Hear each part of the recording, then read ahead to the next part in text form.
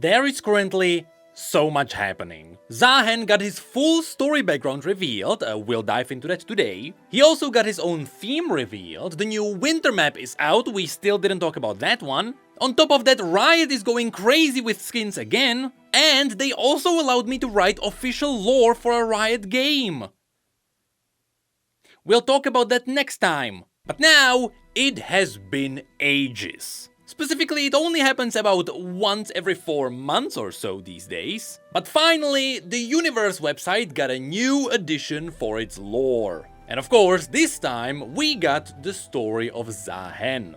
Now, if you remember how Yunara's story was written, you would know that Riot is doing lore differently now. First of all, if you are wondering why we don't talk about lore as much as we used to, well, that's because the format is different. Riot realized that people simply don't read. Which is why this channel grew in popularity. I was doing the reading for you. And so instead of just writing more pages of lore, they started showing it inside events, minigames and cinematics. And I can confirm all these other kinds of medias tripled the reach. But on top of this, they also changed how they write the basic bio for new champions, and it all started with Yunara. Instead of getting the classic champion bio, which would explain the base story of the champion, after which on release they would get a short story, which is a story told from their perspective, which tells us what they are doing now, in Yunara's case, we essentially got a story told from her perspective that also talked about her past, which essentially replaced a traditional bio. And yes, Zaahen's lore was done in the same way. I will say I like this new format a little bit more because it feels more engaging, so I don't think it is a bad thing that the good old classic bios are gone. And to prove that point, why don't we do a very classic Necrit video? And so let's have a look at the story of Zaahen, the Unsundered. Our story begins with Rhaast and Zaahen circling each other on a flattened mountaintop. It was during the Great Darkin Wars, and specifically it was happening before the scene we saw in the comic. They have warred here for many days and nights, even while all the armies below them rested and counted their dead. At this point, Rhaast's features were already twisted almost beyond recognition. Zaahen tried to offer his hand. He told Rhaast that he has fallen, but there was still hope. They could fight alongside each other for what they once were. Zaahen showed mercy to any god warrior he hunted, but no one ever took it. Instead, Rhaast laughed, replying that they once were nothing, and Zaahen only denied what they were now. The two took a moment before they lunged at each other. Each strike of their blades rattled the heavens. The golden edge of Zaahen's glaive veiled the sun again and again. The skies wept crimson. They were ablaze from the war waged across the lands for centuries. Zaahen stepped forward. Rhaast slashed. They both bled. This brought Rhaast joy. Zaahen watched him grin in madness, which awakened the cold wrath within him. This was his failure. It was then that Rhaast taunted him, as he asked Zaahen why would he not join them. This wicked world deserved to be ravaged. At that moment, Zaahen couldn't deny there was a whisper in him that wanted it too. But that whisper would make him lost to fury and bloodlust, to the fall of their kind. But at least they would be lost together. If they turned against the world as one, no one could stop them. Then, with another slash, Rhaast opened Zaahen's chest. It was a wound deep enough to be fatal, but as warmth spread through him, divinity surged as it worked desperately to heal him. Though it was not enough, and Zaahen fell to his knee. Blood stained his feathers. He heard his name shouted from far below. It was the voice of an old friend calling to a broken god. Zaahen dragged his talons through the wound, drawing blood from blood. His veins blackened, his body seethed as muscle and sinew weaved back together. This was the proof of who they were now. They were all Darkin, and as Zaahen said to Rhaast, they all had to be destroyed. Zaahen rose again, in rage for what they had become, but also in reverence for the gods they once were. He rose in pride of their great kinship, and in the pain of betraying it in bloodshed. Clinging to broken vows and broken brotherhood, the divine and the profane warred within him. But they both found the same purpose, to fight on. In this, Zaahen was whole.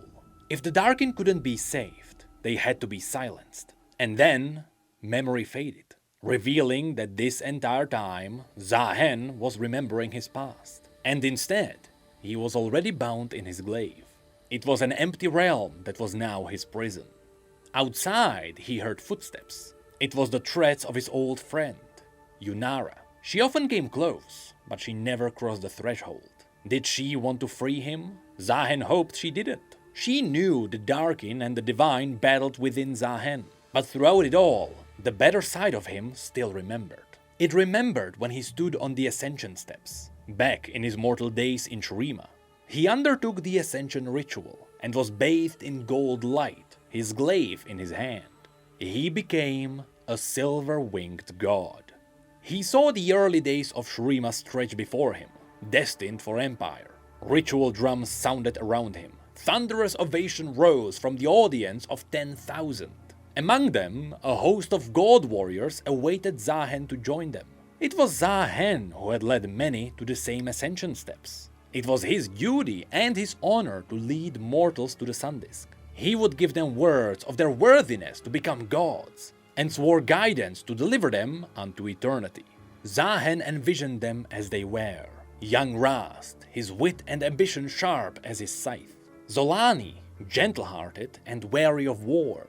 Varus, the voice of reason who guided them back to duty. Setaka, lion-hearted, the pride of their kind, who led the ascended host. Zaahen's chest swelled with love for all of them, for the kin they were meant to be. He raised his glaive and vowed to fight beside them, to guard the light that had made them. But then, the memory vanishes again, as do Yunara's footsteps. He was once again alone with his thoughts, his war unending. This was his eternity. Time forgot, but he remembered every vow, every face, every failure. If he was to be called again, he would save this world, or finish what they began. And this is the story of Zaahen. Of course, this is the story from when he started fighting the Darkin in Ionia up to the point before he was freed by LeBlanc, essentially. But again, just like it happened for Yunara, this story also told us about the past that Zaahen lived through. And so overall, it all functions as a great bio and a short story. To break this apart, at the beginning we got the scene where Zaahen fought Rhaast. Once again, this is a scene that happened right before what we saw in the comic. And as we know, it all eventually ended with Zaahen winning and banishing Rhaast. Also, that entire scene was all about showing us that Zaahen can use both the divine powers of the Sun Disk as well as the hemomancy of the Darkin. But then we got to the memory of the old Shurima. This scene showed us quite a few cool things. For example, the reason why Zaahen looked like a bird after he got ascended is because he chose a bird form. Specifically, he was called a silver-winged god, which is likely a direct reference to a silver wing, which also makes a complete circle for the visions that Xin Zhao saw, because he saw a silver wing impaled during a vision of the Darkin Wars, with that silver wing essentially representing Zaahen. What a great teaser that was! But also, we learned that Zaahen was a Sun Priest. The Sun Priests are all the people who are there to start the ritual of ascension. They are essentially like ritual members of the Sun. And it seems like Zaahen was one of the main ones because he specifically delivered people to the Sun Disk. And because we are talking about something that happened at the beginning of Shurima, who knows? He might have been one of the first Sun Priests. But yes, he did also become an Ascended himself. I also like how in that scene he described some of the other Ascended that he also helped ascend. He talked about Rhaast, who was ambitious. He talked about Varus, who was the more reasonable person who made them do military stuff. Then there was Zolani, who was kind-hearted and wary of war. This is a great reference to the fact that Zolani is the one who started spreading hemomancy among the Ascended, which